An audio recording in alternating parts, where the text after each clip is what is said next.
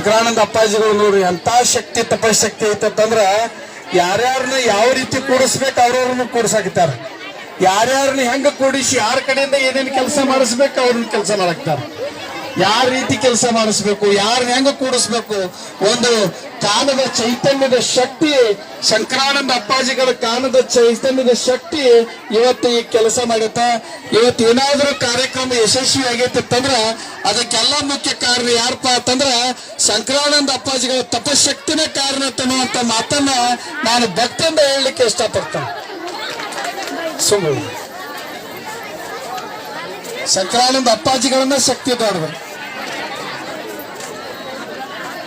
ನಿಮ್ಮೆಲ್ಲರ ಮನಸ್ಸಿನಲ್ಲಿ ಹೊಕ್ಕ ಮುಚ್ಚಿಟ್ಟಿರ್ತಕ್ಕಂಥ ಅಪ್ಪಾಜಿಗಳ ಜೀವ ಚರಿತ್ರೆಯನ್ನ ಬಿಚ್ಚಿಡುವಂತ ಕೆಲಸ ಮಾಡ್ಯಾರಲ್ಲ, ಆ ಅಪ್ಪಾಜಿಗಳ ಪಾದ ಕಮಲಕ್ಕೂ ಮತ್ತು ನಿಮ್ಮೆಲ್ಲರ ಪಾದ ಪದ್ಮಕ್ಕೂ ಅನಂತ ಕೋಟಿ ಭಕ್ತಿ ಪ್ರಣಾಮಗಳನ್ನು ಹೇಳ್ತಾ ಈಗ ಮುಂದಿನ